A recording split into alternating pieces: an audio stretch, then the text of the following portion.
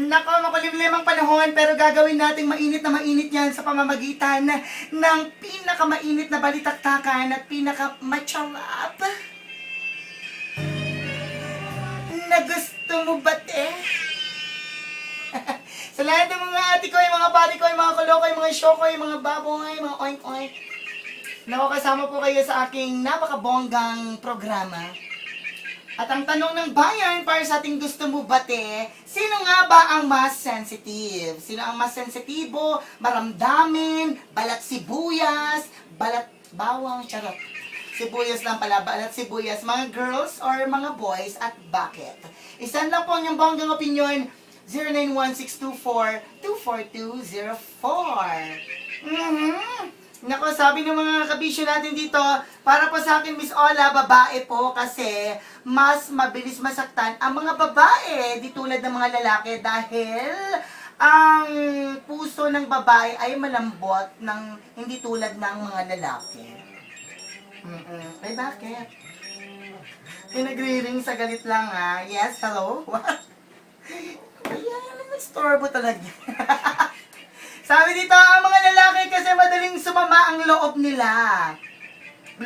Sabi naman dito, Ola amiga, lalaki kasi kahit may mag-deny sila, halata naman. From cute girl ng gisad.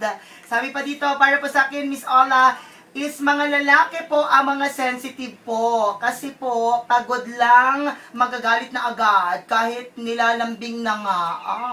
Huwag yun lambingin. Charot. Sabi pa dito, mga lalaki kasi po, pag hindi ka sumipot sa usapan, kahit valid ang reason, kailangan pa mo pang mag-explain bago siya maniwala. Mas seloso po sila compare sa aming mga girls. Seloso? Sensitive kasi yung tinatanong ko.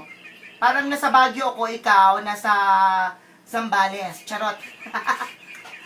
Ang layo ng sagot Sabi naman ng mga ka-Facebook natin dito, mas sensitive ang mga lalaki, hindi lang nila pinapahalata. Masyado, pero maramdamin sila, Ola. Asawa ko ganon, hindi lang mapagbigyan. Ay, bakit may ganito? Hindi lang mapagbigyan, hindi na nagbibigay ng buong sweldo galing kay Jen. Ano naman kasi ang dahilan mo, Jen? Bakit hindi mo pagbigyan? Alam mo naman ng mga lalaki minsan, di ba, galing sa trabaho yan, konting lambing, paghahanda mo ng pagkain, siyempre, ihanda mo na rin ang sarili mo. Dahil ikaw na ang susunod, nakakainit, charot. Ano ba yan? Sabi naman dito, para sa akin, Miss Ola, mga girls, sensitive sila masyado. Medyo tumaas lang ang tono ng boses ng lalaki. Akala nila sinasaktan na sila. Pero sila naman tong abot pa sa kapitbahay kung humiyaw ang gulo nila galing kay Bert. Maraming salamat. Sa lahat po ng mga nagbigay ng kanilang bonggang opinyon. Maraming salamat po. Ang dami-dami pero maraming salamat. Puro pasasalamat po. Mula sa kaibuturan po ng aking talampakan. Hindi, wala sa kaibuturan po ng aking bunbunan. Ng aking puso, maraming salamat. Pati natin yung mga nakikinig sa 7-Eleven. Hello, kina Ma'am Chai.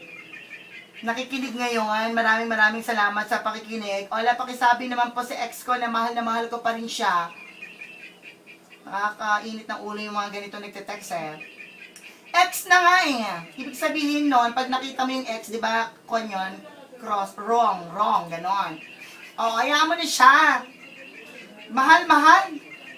Yung mahal na yan, pag nakita ko talaga sa country, susuntukin ko yan. Charot. Ginawang tao. Ano ka ba? Mag-move on ka na. Maghanap ka. Try mong pumunta sa mga bar. Try mong magkaroon ng Facebook, mag-add ng mga girls. Okay, pero hindi niya sinabi kung babae siya o lalaki. Nandito pag babae ka, nandito si Cocolicious. Delicious siya, natigman ko na. Medyo maalat na medyo matamis, charot.